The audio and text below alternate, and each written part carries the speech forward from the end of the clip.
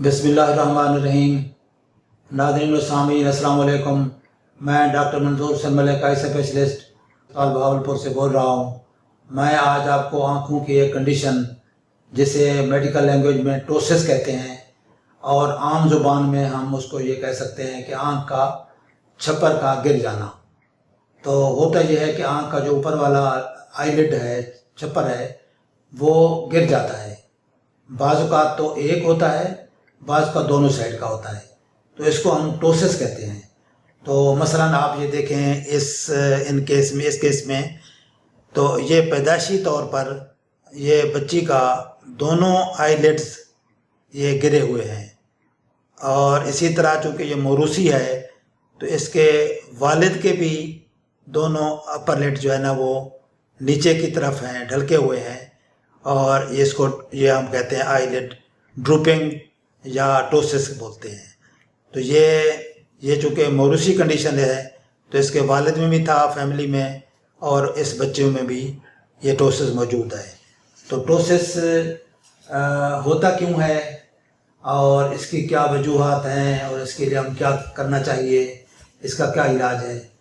तो टोसिस की कई वजूहात हैं। मसलन एक तो पैदाइशी तौर पर बाज़ कंडीशन में होता है। ये आम तौर पर टोसिस एक साइड का होता है, लेकिन बाज़ औक़ात अगर किसी बीमारी के साथ एसोसिएटेड है, जिस तरह के इस बच्चे में आपने देखा है कि फेमिलियल है और ये एक आँख की बीमारी है जिसके साथ एसोसिएटेड है, तो इस तरह की कंडीशन तो बायलेटरल होगी, दोनों साइड की होगी।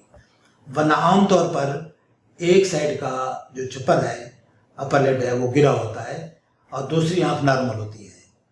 तो इस तरह के जो बायलेटरल केसेस हैं और सिंगल वाला जो यूनिलेटरल केस भी है अगर, तो उसमें बच्चे चूँकि वो देखना चाहते हैं और ये छप्पर आँख की पुतली के आगे आ जाता है, तो आमतौर पर फिर बच्चे का जो फेस है वो ऊपर करके बच्चा देखता है और हेड उसका फेस अप करके देखता है और उसकी हेड की पोजीशन टिल्ट हो जाती है और वो बुरा लगता है आमतौर पर।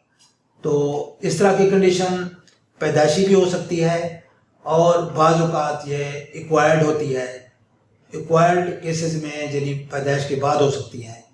एक्वायर्ड केसेस में बाज़ औक़ात चोट की वजह से हो सकता है, बाज़ औक़ात किसी में कोई नर्व पाल्सी होगी, फालज हो गया, उसमें हो जाता है, या ओल्ड एज में, बड़ी उम्र में ये बाज़ औक़ात सिनाइल हम कहते हैं, जब पट्टे कमज़ोर हो जाते हैं तो आँख का जो अपर लिड है ये ढलक जाता है और नीचे ड्रूप कर जाता है, गिर जाता है, और वो बाज़ को इतना गिर जाता है कि आँख की जो पुतली है, प्यूपिल है, उसके भी सामने आ जाता है और नज़र को बुला कर देता है। और ख़ास तौर पर बच्चों में अगर ये ड्रूपिंग ज़्यादा हो और यूनिलेटरल हो तो वो अगर तो ये इतनी ड्रूपिंग है कि वो पुतली को कवर कर रहा है, नज़र के आगे आ रहा है और प्यूपिल को कवर कर रहा है, तो उस सूरत में इसको फौरी इसका इलाज कराना चाहिए, क्योंकि वरना उस साइड की आँख जो है वो उसकी नज़र डेवलप नहीं होती, जिससे हम एम्ब्लायपिया कहते हैं या लेज़ी कहते हैं। तो उसकी करेक्शन करानी चाहिए, उसका ऑपरेशन करके या उसका जो भी हल हो सकता है मुमकिन उसको किया जाए, ताकि उस अपर लिड को करेक्शन करके उसको सीधा किया जाए, ताकि उसकी बच्चे की नज़र बहाल हो, नज़र में रुकावट ना हो और एम्ब्लायपिया डेवलप ना हो।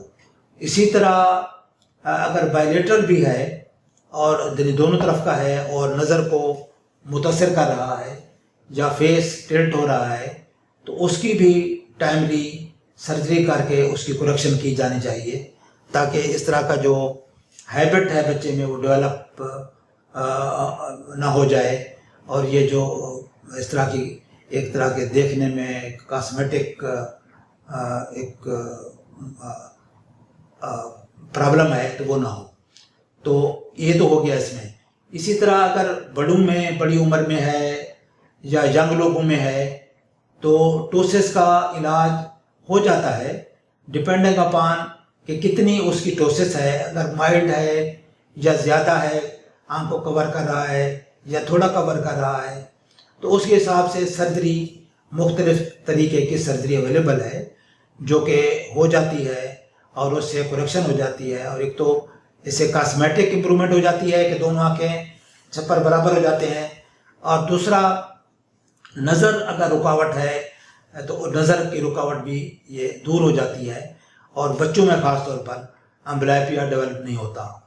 تو یہ اس لیے ضروری ہے کہ اس طرح کے اگر آپ کیسز آپ کے کسی کوئی رشتہ داروں میں ہیں یا کہیں آپ دیکھتے ہیں تو ان کو آپ سجیسٹ کر سکتے ہیں کہ وہ اپنے کسی آئی اسپیشلسٹ کو دکھا کر اس کا پراپر علاج کرا لیں اور اس کی کریکشن پاسبل ہے.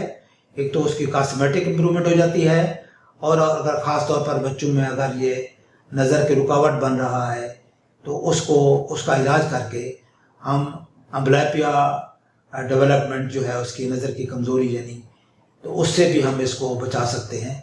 تو اس لیے یہ معلومات بہت ضروری ہیں. امید ہے آپ کو پسند آئی ہوں گی اور میں امید کرتا ہوں کہ یہ چیزیں آپ دوسروں سے بھی شیئر کریں گے تاکہ لوگ اس سے استفادہ حاصل کر سکیں. السلام علیکم ورحمۃ اللہ.